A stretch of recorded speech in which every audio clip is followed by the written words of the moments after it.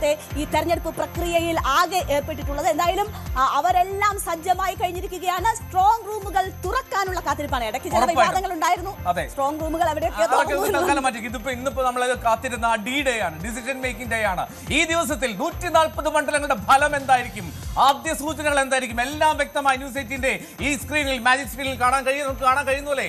KPCC ആസ്ഥാനത്ത് അല്ലെങ്കിൽ AKG സെന്ററിൽ എല്ലായിടത്തും വിപുലമായിട്ടുള്ള ഒരുക്കങ്ങളാണ്. അവിടെയൊക്കെ വലിയ സ്ക്രീനിൽ വെച്ച് പ്രവർത്തകരും നേതാക്കളും ഒക്കെ കാത്തിരിക്കുകയാണ് എന്താണ് ഫലം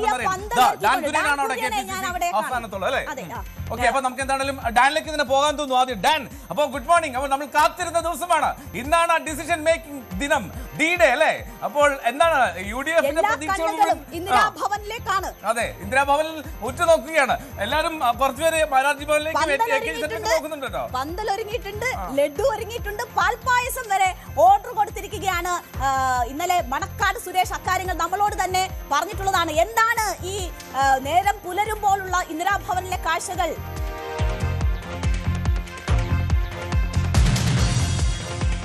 good morning Eldho and Renuka. നിങ്ങളുടെ ആവേശം പോലെ തന്നെ അതിനേക്കാൾ വെല്ലുന്ന ആവേശത്തിലാണ് കോൺഗ്രസ് ക്യാമ്പ്. അതിന്റെ ഒടുവിലത്തെ ഉദാഹരണമാണ് ഇന്നലെ വൈകുന്നേരത്തോടെ ഇവിടെ ഉയർന്നിരിക്കുന്ന ഈ പന്തൽ. ആഘോഷങ്ങളൊക്കെ തുടങ്ങുന്നത് ഇവിടെ നിന്നായിരിക്കും.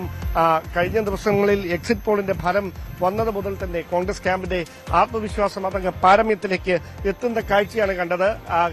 കോൺഗ്രസ് ക്യാമ്പിനെ സംബന്ധിച്ച് വോട്ടെണ്ണൽ എന്ന് പറയുന്നത് ഇനിയൊരു ഔദ്യോഗികമായ നടപടിക്രമം മാത്രമാണ് എന്ന തരത്തിലാണ് കാര്യങ്ങൾ. രാവിലെ തന്നെ ഈ KPCCയുടെ ആസ്ഥാനം ഇന്ദിരാഭവൻ സജീവമായിരിക്കുന്നു.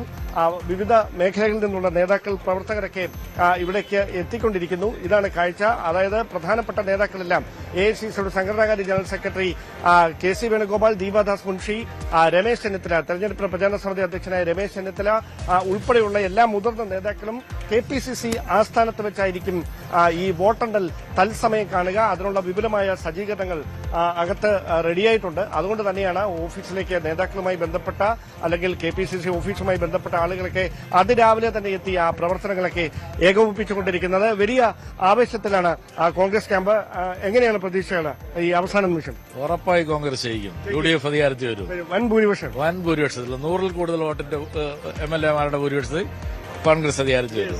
അപ്പോൾ അത്തരത്തിലാണ്, ആ ആവേശത്തിലാണ് കോൺഗ്രസ് ക്യാമ്പ് ഇപ്പോഴും ഉള്ളത്. എന്തായാലും കാത്തിരിക്കുകയാണ്. 8 മണിക്ക് ഈ നടപടിക്രമങ്ങൾ ആരംഭിക്കുന്നതിന് അക്ഷമയോടെ കാത്തിരിക്കുകയാണ് ഇന്ദിരാഭവനിൽ കോൺഗ്രസ് പ്രവർത്തകരും നേതാക്കന്മാരും. ഉറപ്പായിട്ടും ക്ഷമയില്ലാതെ തന്നെ നമ്മളും കാത്തിരിക്കുകയാണ് എന്താണ് ആദ്യ സൂചന എന്നറിയാൻ വേണ്ടി.